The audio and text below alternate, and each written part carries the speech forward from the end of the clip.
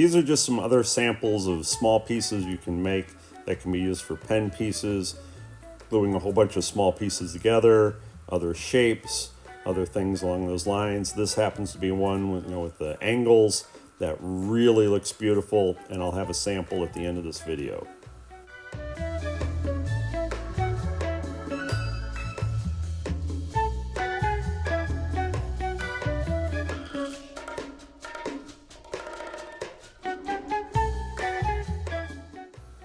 I've found that it's necessary to sand the edges. There's excess glue, there may be some bumps, the wood may not be exactly even. By making them square again, it just helps it so much easier to make other cuts and also find center.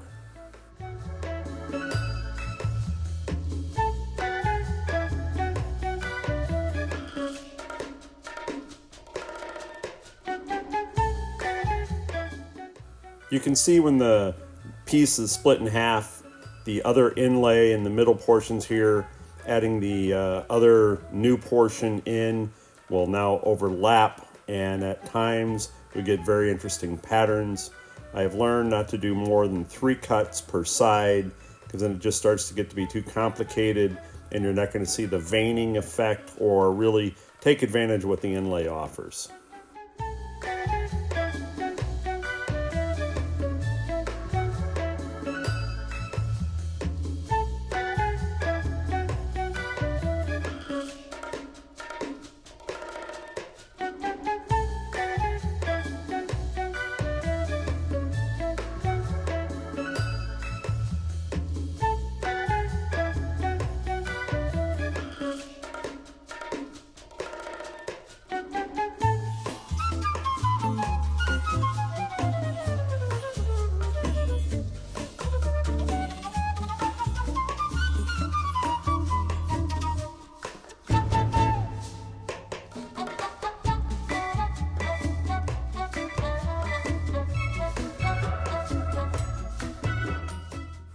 This is a jig that I made, and by taking the brass tube, measuring the distance to the saw blade, now I have the ability to cut small pieces of wood safely and keep my fingers away from the saw blade.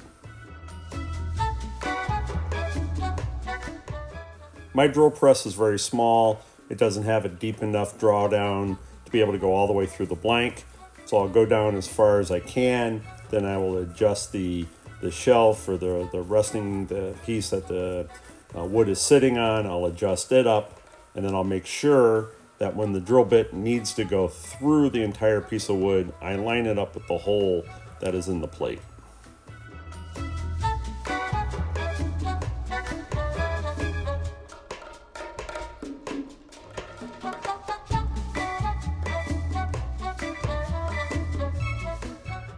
There are many kits out there for making all different kinds of pens.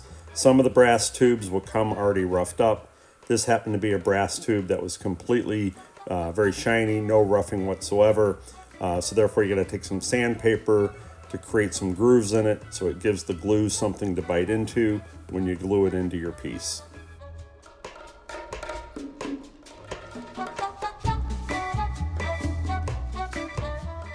I use my sanding belt so that I can flatten the ends and square the ends, make sure that the wood goes all the way to the brass tube. I happen to do it freehand. I've made hundreds, if not thousands, of pens. This works for me. They make all the different types of adapters you can put on a drill press, or even in attaching a piece of wood to a drill bit that has this little special cutting tool in order to flatten. I've never found success with that, so freehand works just fine for me.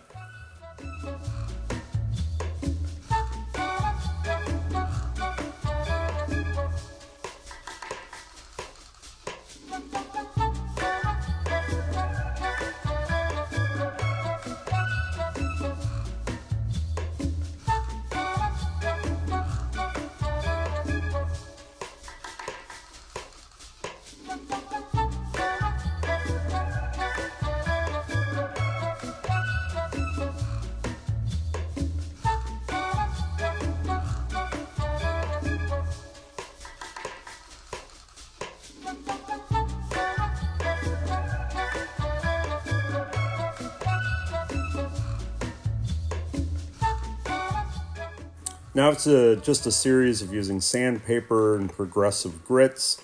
You'll see me feeling the wood portion as where it contacts the bushing. You want to make sure that you get the wood matching the thickness of that bushing. So each time as I'm happy with it and I've done enough, I stop the lathe, and then you want to hand sand in the direction of the grain to remove other portions of the, otherwise you may get small rings or whatever in your finished product. So at each level, all the way through at all the grits, when you've sanded it while it's spinning, I'm using roughly 1500 RPM.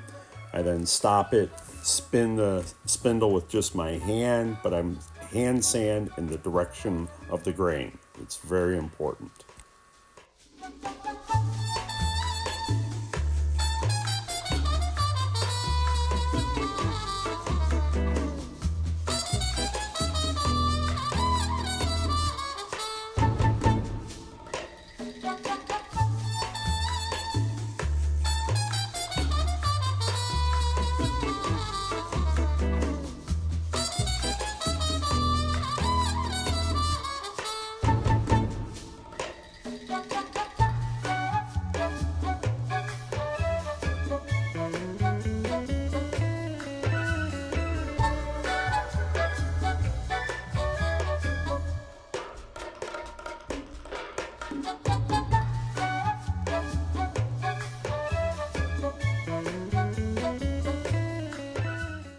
So the wax pieces here are made by Hut.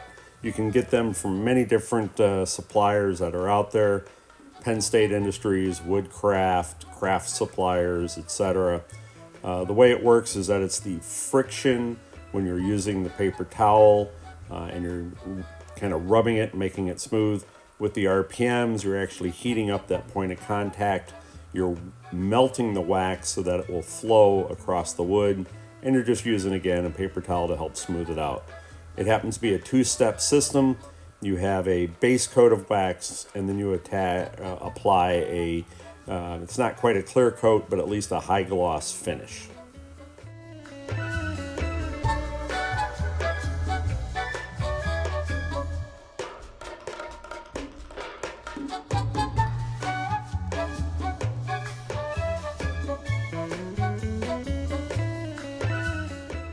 You can really start to see the shine. I know the light is a little blinding, but hopefully you can appreciate the high gloss finish that is creating. There's another wax that I'm going to use here. It's a microcrystalline wax, and what it does is just kind of like a final step of creating a even, well, if you want to call it even a higher gloss finish. It happens to be a very soft wax, so very quickly as you're rubbing it on the piece, you will feel the liquid portion of that wax flowing all the way across your piece.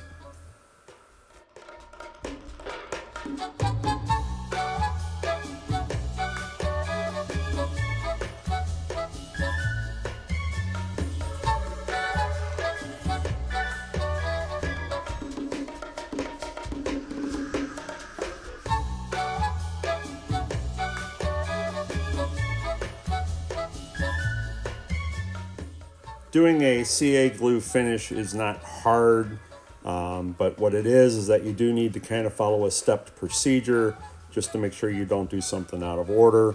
You always put down a piece of paper to protect your bed, because there is a chance that some of the CA glue, also known as super glue, may drip down onto the piece. I showed you a little container that has water in it. There's a reason that I do that, because I will use the water for the final stages for the sanding, creating a wet sanding slurry. But then you also have a situation that I'll show you here shortly of why I also have the water. You apply the CA glue, and then you apply the activator. And what an activator is, it allows that super glue to dry quickly, but often it will react, and you can see the smoke that is creating there. It is also can get extremely hot, and it can burn your fingers. In my professional life, I happen to be a fire protection consultant, and the idea of spraying this activator, what it actually is, it's hexane in an aerosolized container, which is extremely flammable. So what you're doing with the accelerator is that it creates a chemical process, a reaction that occurs with the CA glue, which allows it to get hot, which allows it to dry faster. So after I apply the coat, spray it with the activator, that paper towel I'm putting immediately into that little container of water.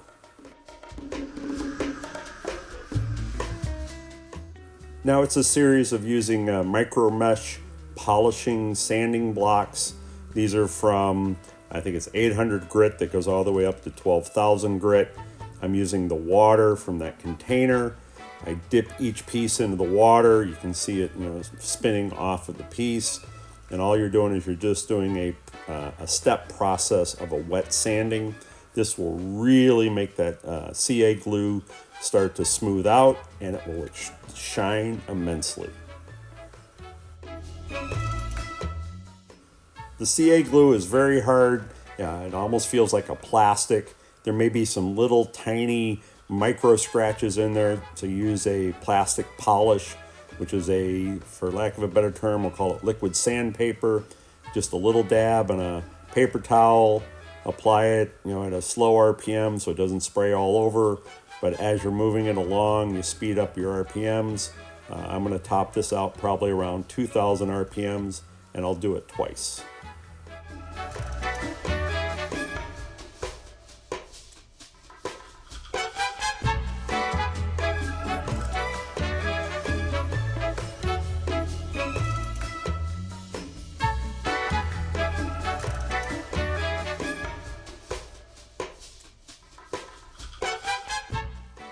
So the piece looks great, and there's my container of the water with all the little pieces of the paper towel.